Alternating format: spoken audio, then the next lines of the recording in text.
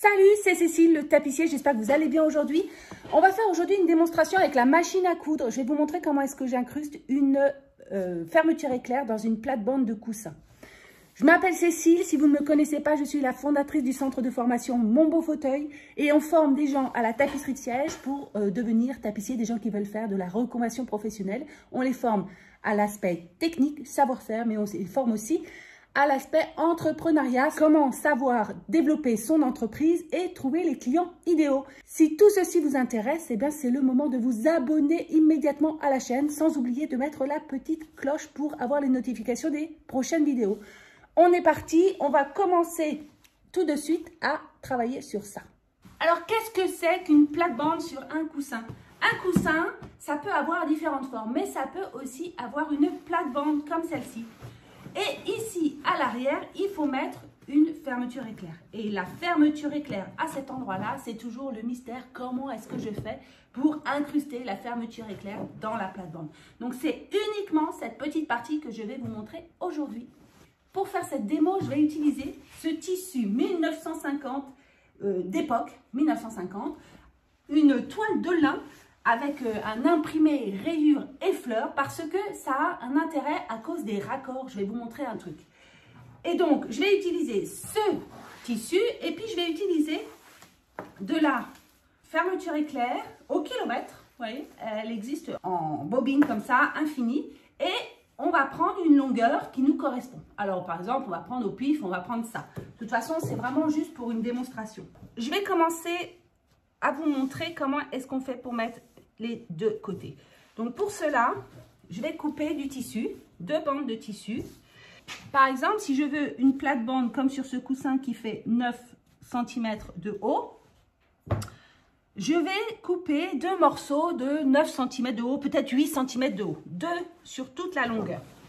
Ça veut dire que je vais prendre un réglage, je vais mesurer la longueur de ma fermeture éclair qui fait 50 cm et je vais couper deux bandes de 50 cm sur ce tissu.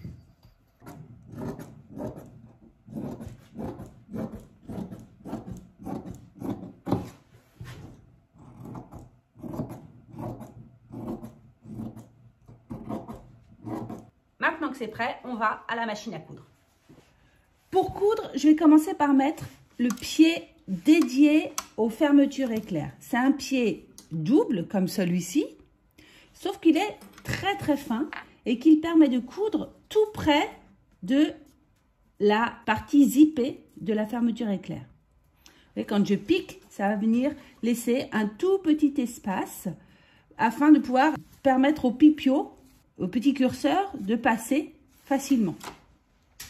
Donc il faut commencer par avoir un pied de machine à coudre qui permettent de coudre des fermetures éclair. Ensuite, je vais prendre un des deux côtés et je vais positionner un des deux tissus sur la fermeture éclair. Je vais le replier sur 1,5 cm à 2 cm, comme ceci. Je n'ai pas besoin d'utiliser des épingles, je couds directement. Je retourne et là, je viens mettre l'un contre l'autre le tissu sur la fermeture éclair en prenant soin de passer par-dessus la partie zippée de la fermeture éclair. Vous voyez, je vais le couvrir parce que quand je descends le pied de fermeture éclair, il va y avoir un petit recul du fait de la hauteur de la partie zippée et du coup, ça va un tout petit peu découvrir la partie zippée qui sera après couverte par l'autre morceau de tissu. Alors, on va y aller. Alors, j'avance tranquillement. Je fais un premier point comme ça. Ensuite, je viens prendre le tissu sur la longueur et dans le droit fil, je viens marquer un pli afin de venir positionner l'un sur l'autre les deux parties. Et je continue.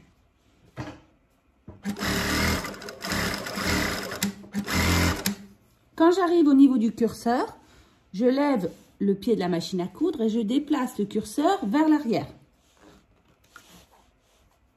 Et je reprends la couture. je remets tout de suite le curseur à sa place. Parce que c'est difficile de coudre quand c'est ouvert. Et je continue.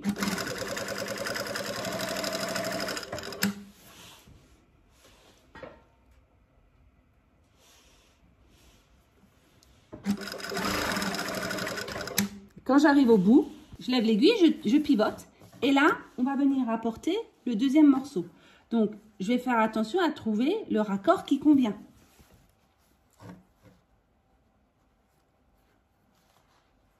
Voilà, c'était comme ça. Et surtout, en fait, je peux me repérer, il y a des lignes sur mon tissu.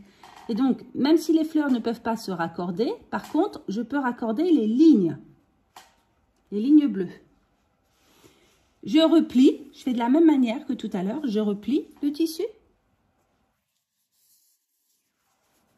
Et je vais venir poser ça comme ça ici, en faisant attention à bien raccorder les lignes qui sont là. Alors, elles sont très claires, je ne sais pas si vous les voyez, mais en tout cas, voilà, je raccorde. Si je ne peux pas raccorder les fleurs, je vais au moins raccorder les lignes. Et là, on avance.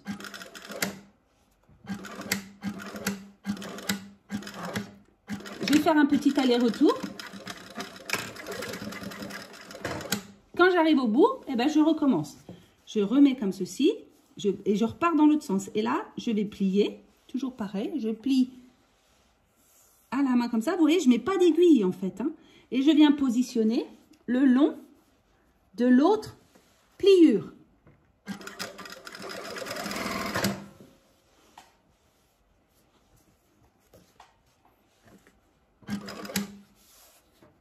Et ça va cacher la fermeture éclair.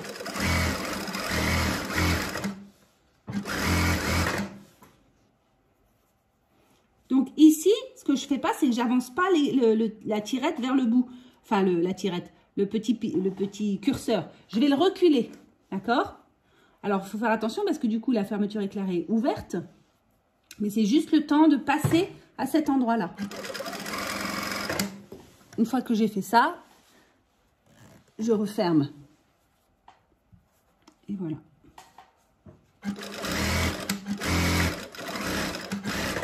Une fois que je suis revenue au début, alors je peux aller un petit peu plus loin. Voilà, je viens ici et là, je vais avancer et faire un petit aller-retour.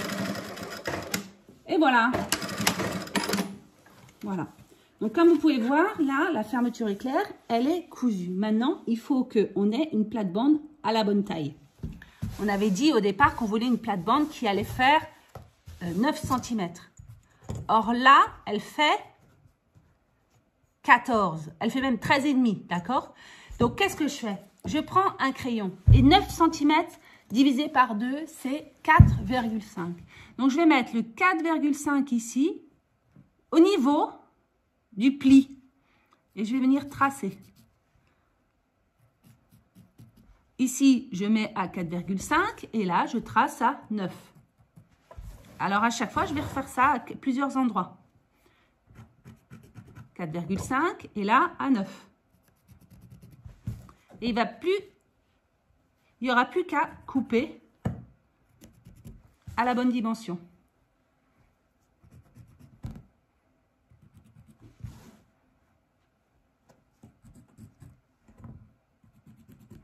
Voilà.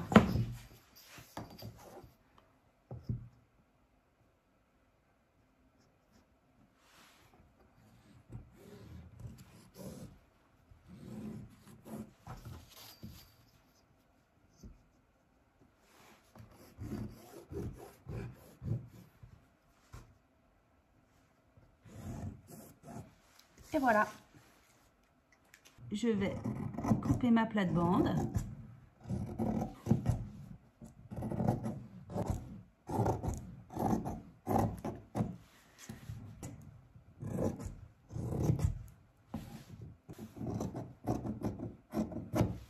Voilà, ma plate-bande fait 9 cm.